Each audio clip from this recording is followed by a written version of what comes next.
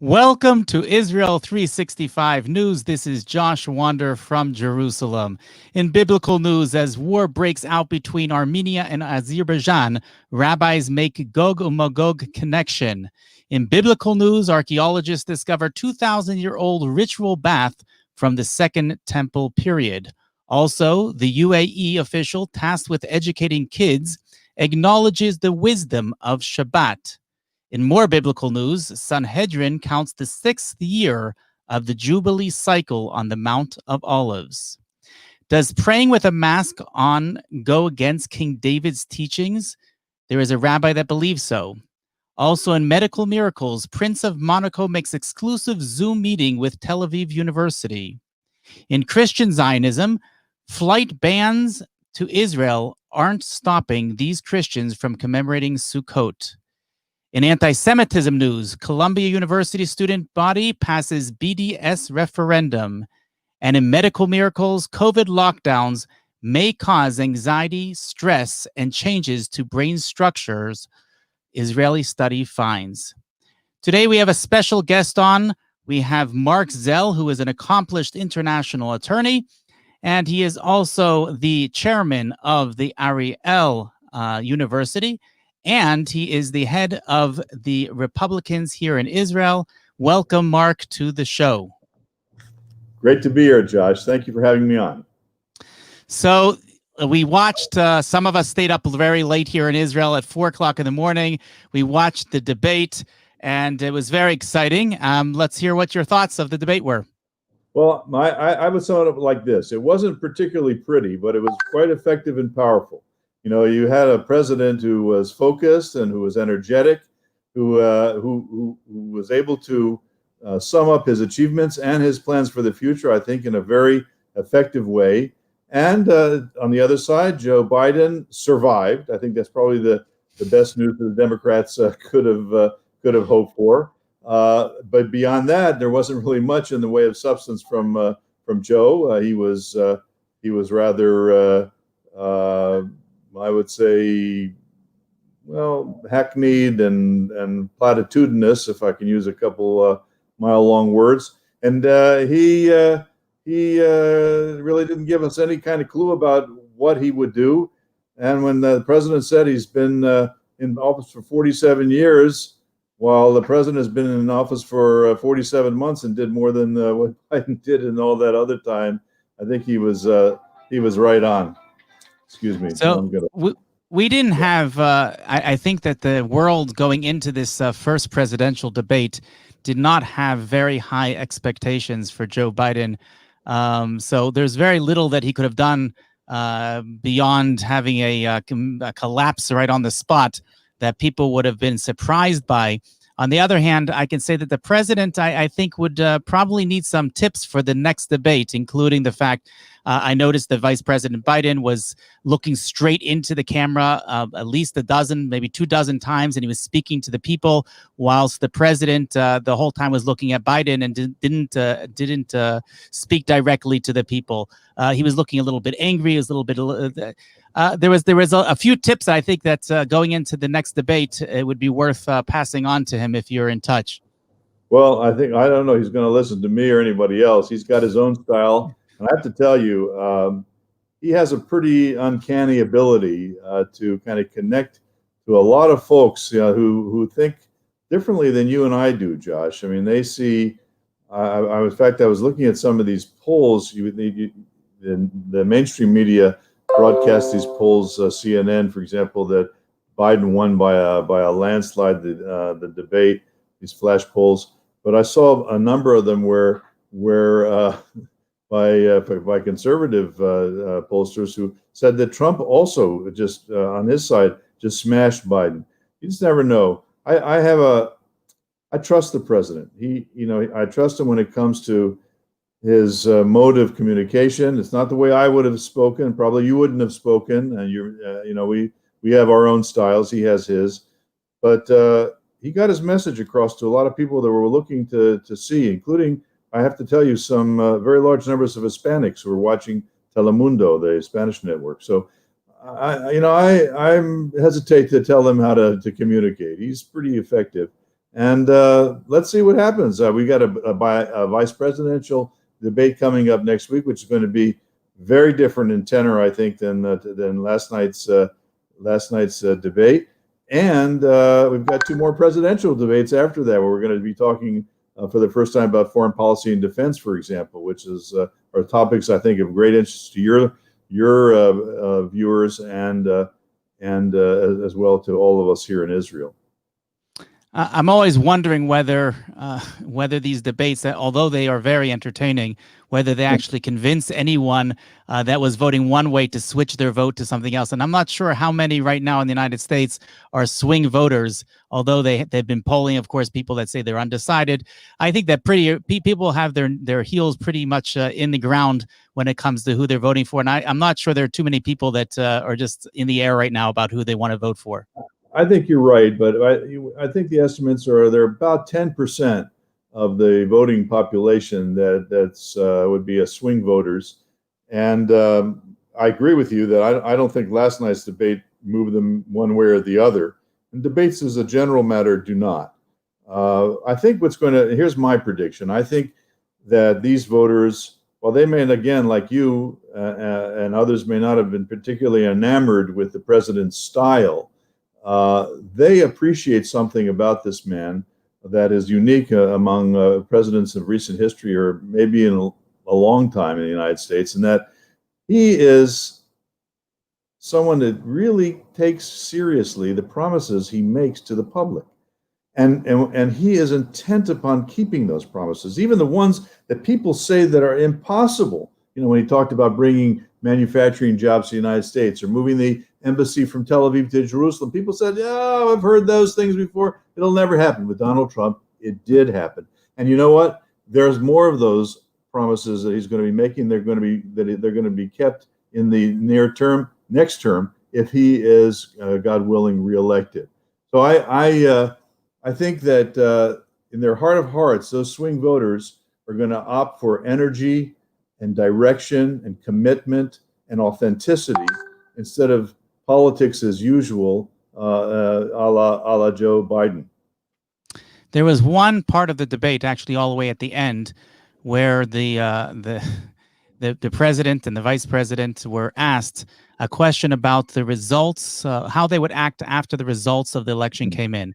And, the president didn't answer that directly. And he said there's a lot of fraud going on. And I'm kept wondering what would happen if Vice President Biden became the president. How would President Trump react to that? And it's a little bit concerning to me when he says that he would, or at least implies that he will not accept the results of the election. Josh, let me help you here. Okay. One of the things the president pointed out, he's absolutely correct.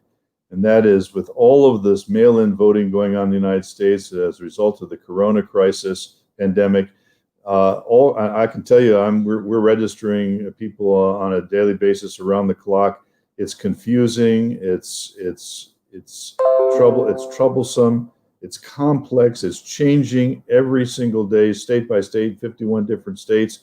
It's a problem, and the president is justifiably concerned about the fact that, look, for probably the first time in recent history, we know in advance that we're not going to know the results of the election on election night. And it's practically impossible, because envelopes that are being sent in, the ones that actually get to the election board and not end up in some ditch or trash can someplace, or we're not even going to be opened until the polls are closed.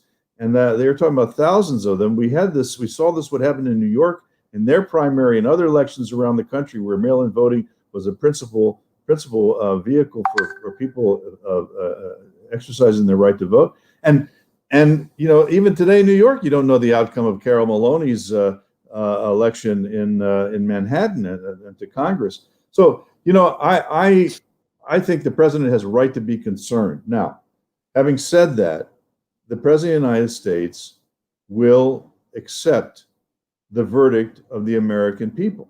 The problem is going to be just determining what is the verdict of the American people. I don't think anybody knows at this point how that's going to turn out. We have to see. But I believe in my heart of hearts that Donald Trump will abide by that final verdict once it is known. Until we get to that point, it's going to be an interesting time, put it mildly.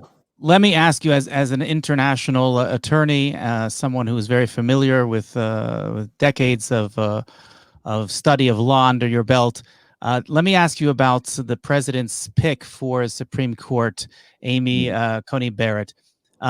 She is quite different than her predecessor, the Ruth Bader Ginsburg. And specifically when it comes to international law, Ruth Bader was known to have been very enamored by international law and believed that was going to be it was a very important part of determining what decisions are made in the Supreme Court in the United States. While Amy, she seems to be very on the other side of that aisle. Well, that's an excellent question, Josh. There is a split among the justices on the Supreme Court about the relevancy of international law, or more precisely, customary international law and foreign law in the jurisprudence of the United States Supreme Court. And the approach of judges like the late Justice Scalia, who was the mentor really for Amy Coney Barrett, is to limit the sources for decisions in the Supreme Court to American case law and statutory law. Okay, so and not to abide by or be influenced heavily by international law. I have to tell you, I just kind of a scoop for you all. I have a case. I have a case along with my legal team in front of the United States Supreme Court. Will be argued on December 7th. And it's a case that arises out of the Holocaust. It's a case on behalf of a class action on behalf of the survivors and their families of the Hungarian Holocaust. It's called Simon versus Republic of Hungary versus Simon.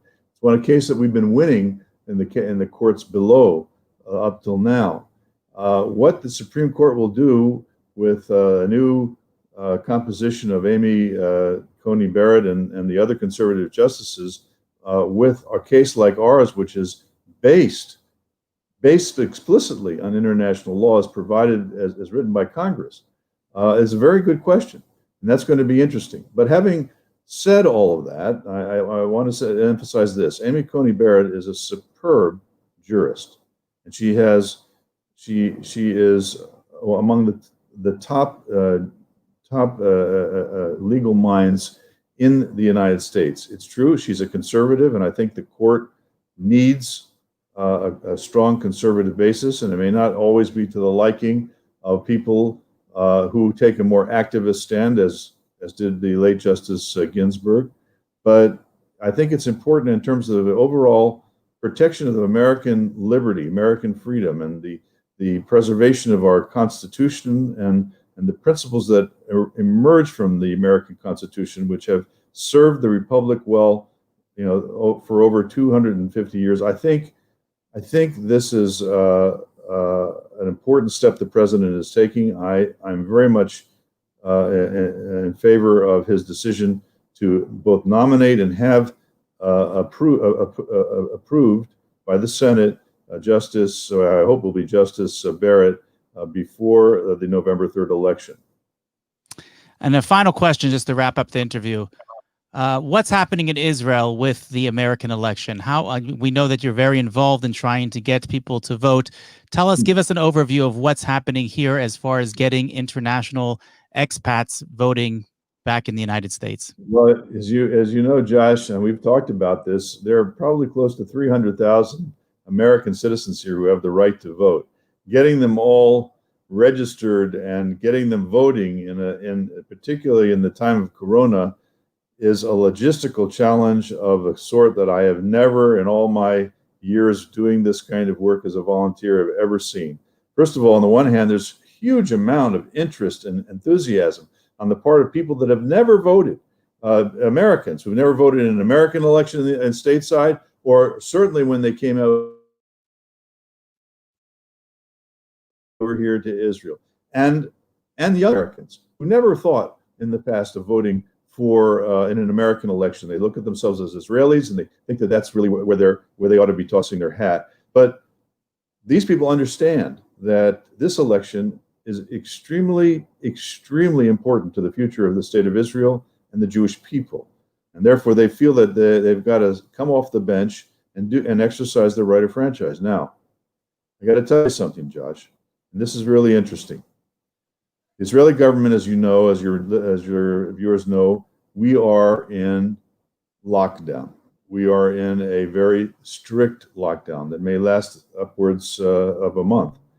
And during this precise time, Americans here need to cast their votes. How do they do it? Many of them, like those from New York and from California and other places, need to get to a post office to mail their ballots in, or to go to a federal FedEx or DHL or International Courier to deliver their ballots so they can be carried to the United States and delivered to their local boards of election. Well, with this lockdown, we can't do it.